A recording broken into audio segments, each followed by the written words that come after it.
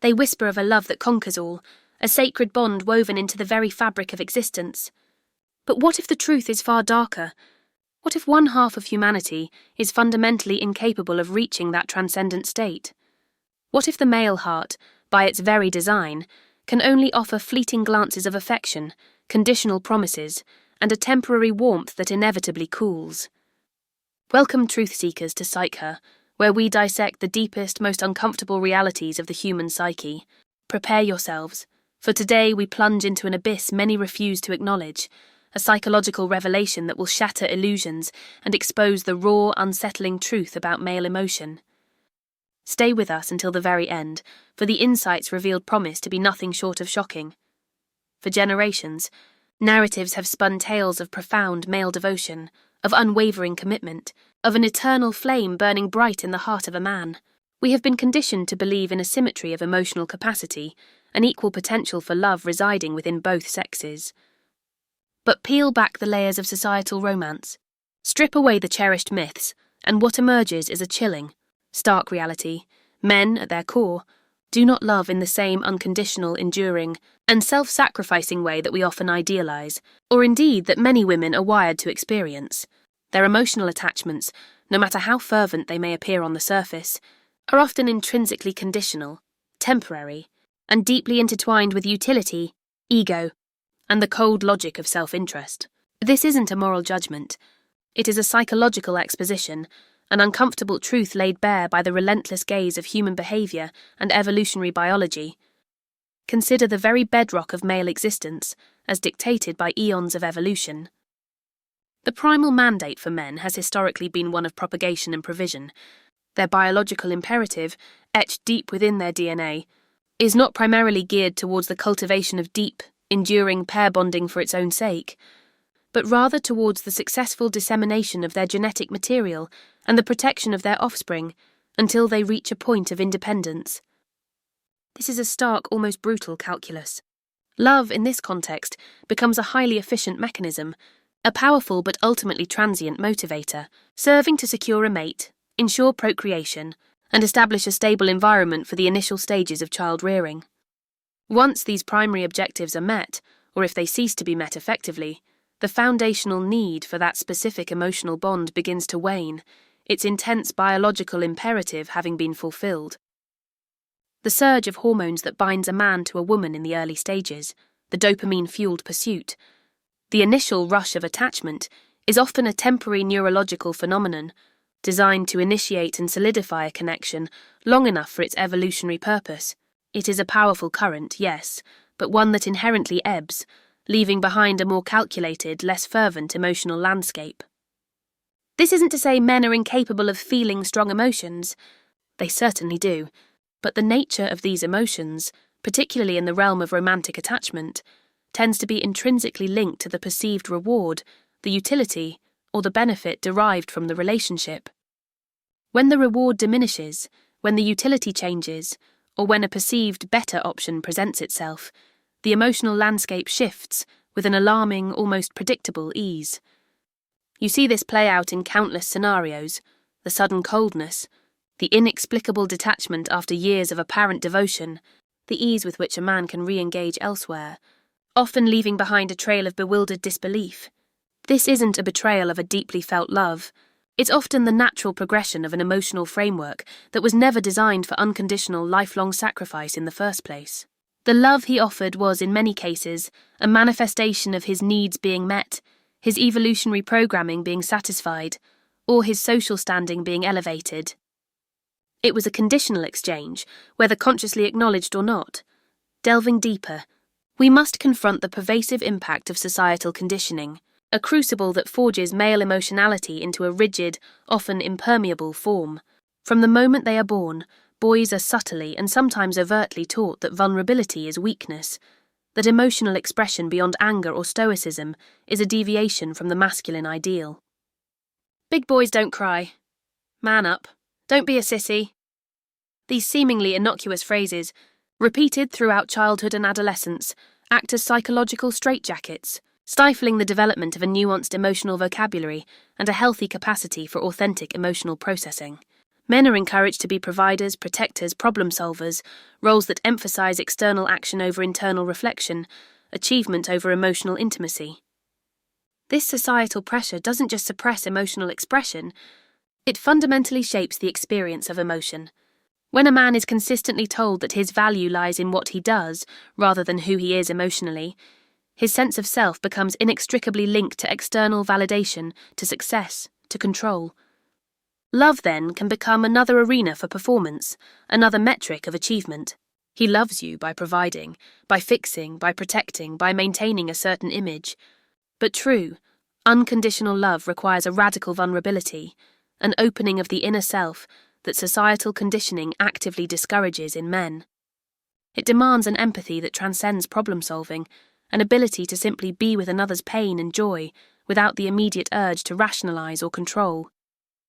Because men are so often denied the space and tools to cultivate this deep emotional literacy, their capacity for unconditional love is severely hampered. They learn to do love, to perform love, rather than to feel love in its most profound interdependent sense. This manifests in relationships where grand gestures often overshadow consistent emotional presence, where declarations are more frequent than intimate disclosures, and where the appearance of a strong bond is often prioritized over its authentic, vulnerable depth. You might wonder, but he says he loves me, and perhaps, in his conditioned understanding, he genuinely believes it. But his definition of love might be fundamentally different from yours. It might be tied to your role in his life, as a source of comfort, a partner in his ambitions, a reflection of his success, rather than an unshakable adoration of your intrinsic self, flaws and all, independent of any external utility. When that utility shifts, when your role changes, or when he perceives a decline in the benefits you provide, his emotional investment, seemingly so robust, often proves to be as fragile as the conditioning that shaped it. It's a terrifying truth, that what you perceive as a deep soul-level connection, he might experience as a functional partnership, albeit one he values, but whose emotional underpinnings are more transactional than transformational. The psychological framework of attachment further illuminates this stark difference in emotional architecture. While attachment theory identifies various styles, secure, anxious preoccupied, dismissive avoidant, fearful avoidant, it is striking how frequently men tend to gravitate towards the dismissive avoidant style. This isn't a universal truth, but an observable trend with profound implications for their capacity for unconditional love. The dismissive avoidant individual typically values independence and self-sufficiency above all else. They often struggle with emotional intimacy, becoming uncomfortable with excessive closeness or vulnerability, both their own and their partner's. For a man, this often manifests as a deep-seated fear of being consumed or trapped by a relationship. Their psychological wiring often perceives intense emotional bonds not as a source of strength and comfort, but as a potential threat to their autonomy, a drain on their resources, or an impediment to their personal ambitions. This isn't necessarily a conscious choice. It's a deeply ingrained defense mechanism. When you attempt to deepen the emotional connection, to draw closer, to explore the raw edges of intimacy, you may find yourself met with a subtle, or sometimes overt, withdrawal. He might become distant, critical, or even emotionally unavailable, creating space when you seek connection. This avoidant tendency makes it exceedingly difficult for a man to truly surrender to the kind of unconditional love that requires profound interdependence and a blurring of individual boundaries. His love remains guarded, held in reserve, perpetually conditional upon his ability to maintain his sense of self and independence. The moment he feels that autonomy threatened, the emotional ties that bind him begin to fray. You become an individual he cares for, yes, but rarely one he is willing to merge with in the profound existential sense. His emotional self-preservation instinct often overrides the very possibility of that deep, unconditional merger. You might mistake his periods of engagement for true intimacy, but observe closely. They are often punctuated by periods of necessary emotional retreat, during which he reasserts his individual boundaries, recharges his sense of autonomy, and perhaps subconsciously, re-evaluates the terms of his emotional contract with you. This perpetual re-evaluation is the antithesis of unconditional love, which by its very nature is a commitment that transcends conditions and fluctuations. Furthermore, the very nature of male empathy and emotional processing often operates on a different frequency.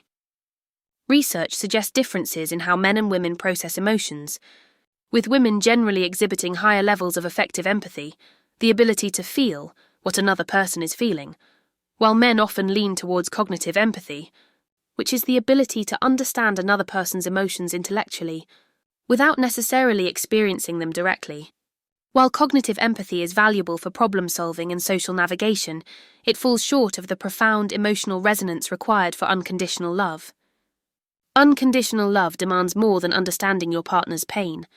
It demands feeling it, sharing it, and being moved by it in a way that transcends logic. When you express your deepest fears, your most profound vulnerabilities, you might find that his response is often geared towards finding a solution, offering advice, or rationalizing the situation. While well-intentioned, this fix-it mentality can feel emotionally invalidating, a psychological chasm opening between your need for empathy and his impulse to intellectualize. He may struggle to simply hold space for your emotions, to sit with you in your discomfort without needing to alleviate it, because his brain is wired to analyze and act. This fundamental difference in emotional processing means that men often struggle to fully grasp the depth and nuance of another's emotional landscape, particularly when it comes to the intricate tapestry of a woman's inner world. How can one offer unconditional love when the very mechanism for truly seeing and feeling another's entire emotional spectrum is by design partially obscured? The love he offers, therefore, is often filtered through his own lens of utility, logic, and a problem-solving orientation. He loves you by trying to make your life easier, by providing solutions, by protecting you from perceived threats. But he rarely loves you by simply being with you in the messy, unfiltered, unfixable landscape of pure emotion. This makes his love conditional, for it is often tied to his capacity to solve or manage aspects of your shared life, rather than an acceptance of the emotional totality of your being. When faced with emotional complexities he cannot easily resolve, or when your emotional state requires nothing but pure, unadulterated presence, his commitment often falters, revealing the temporary and conditional nature of his emotional depth. It's a quiet tragedy, played out in relationships across the globe, where one person seeks profound connection, and the other offers practical solutions, a fundamental mismatch that leaves one perpetually yearning. This brings us to the profound illusion of permanence that often shrouds male emotional investment. The initial intensity, the grand declarations, the seemingly unwavering commitment, these are often products of a potent blend of novelty, biological drives, and perhaps a genuine desire to feel love, even if the capacity for its unconditional form is limited.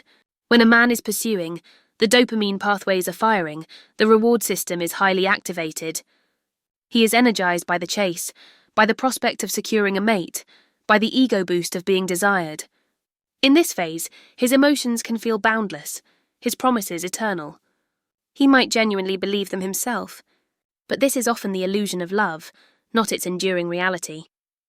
The brain chemistry that fuels this initial phase is inherently temporary. As familiarity sets in, as the chase ends, as the initial novelty wears off, those intense chemical surges begin to normalize. What is left then is the true emotional architecture, unmasked.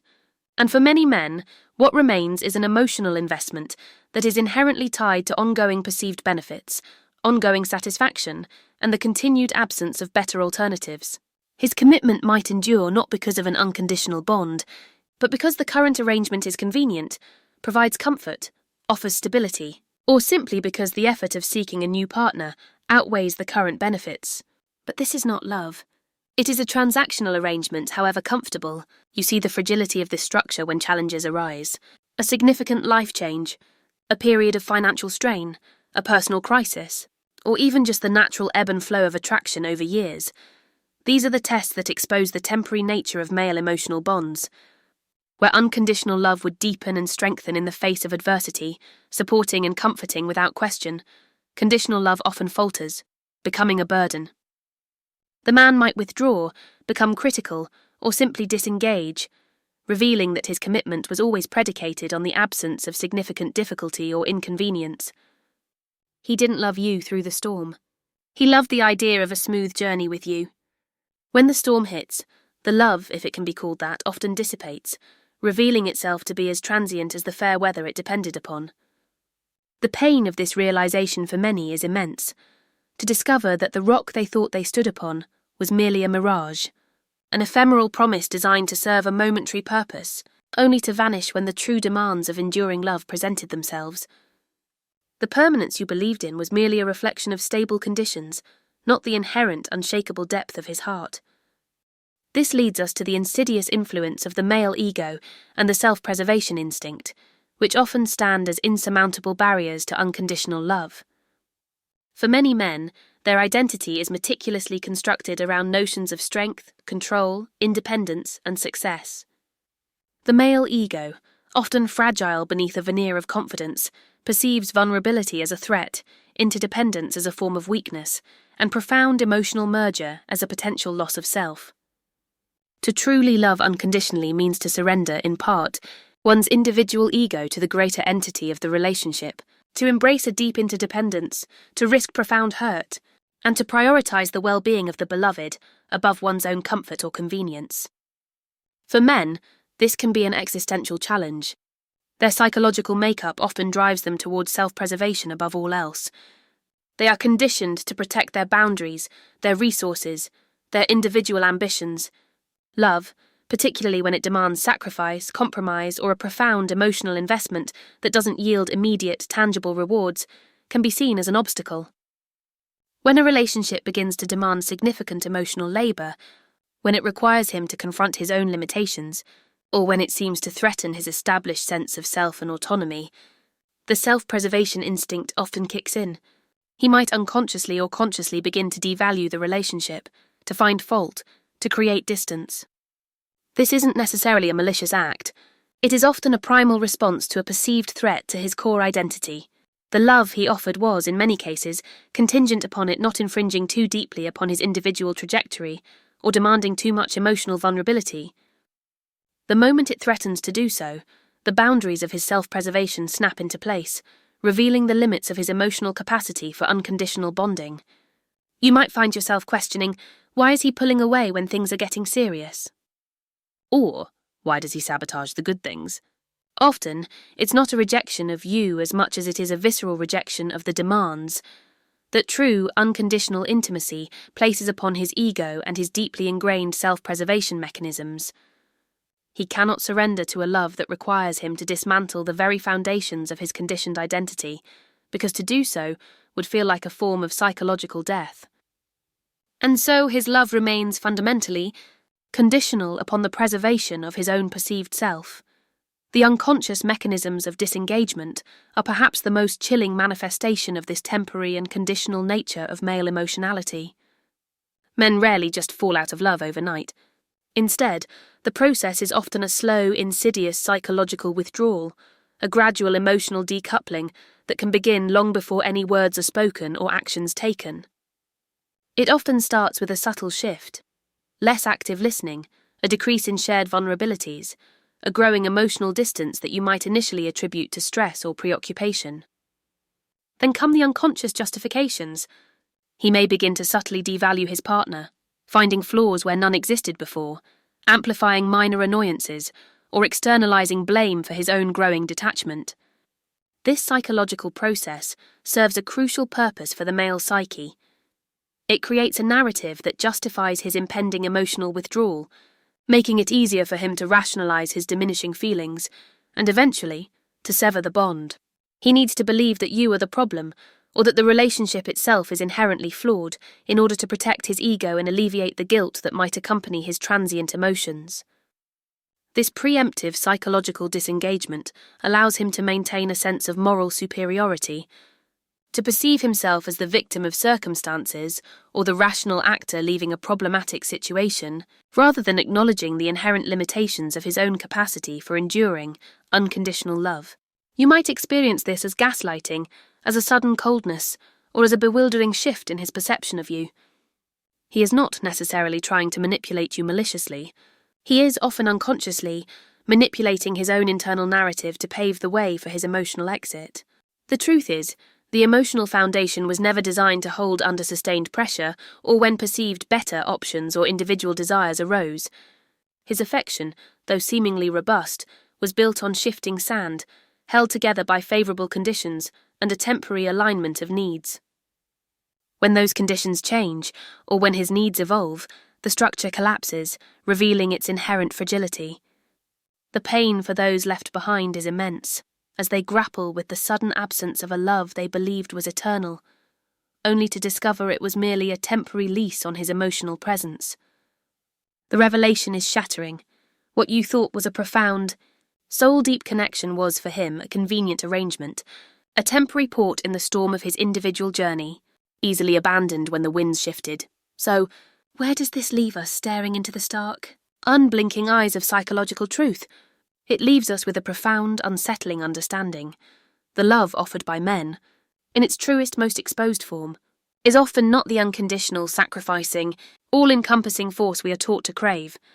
It is a carefully calibrated emotional investment, contingent upon satisfaction, utility, and the alignment with his evolving self-interest. It is a flickering flame, beautiful in its intensity, but often fueled by transient needs and susceptible to the slightest gust of change or perceived inconvenience. The hidden truth, the final revelation that slices through the romantic veil, is this: men cannot truly love in an unconditional, enduring sense because their very psychological and evolutionary framework is geared towards a different purpose. Their emotional capacity is a magnificent engine designed for pursuit, for provision, for protection, and crucially, for self-preservation, but not for the radical, ego-dissolving surrender that unconditional love demands. Their affections are profound, yes, but they are built upon the shifting sands of conditions and circumstances. The tragedy is not that men are incapable of feeling deeply, but that the nature of their deepest feelings for a partner is so fundamentally different from the idealized, enduring bond often sought. You were not given a flawed heart. You were offered a conditional one, beautiful in its moments of genuine connection, but always, always tied to the unspoken clauses of his needs, his ego, and his transient desires. This isn't a condemnation, but an illumination, a stark, necessary awakening to the conditional nature of male emotionality. The reality is often far more complex, and far more unsettling, than the stories we tell ourselves. If this journey into the depths of male emotion resonated, or perhaps disturbed you, then empower this truth by liking this video. Share your raw, unfiltered thoughts in the comments below. Do you agree, or have you experienced a different truth? And if you seek to continually unravel the hidden complexities of the human mind, subscribe to Psyche for more unflinching psychological explorations.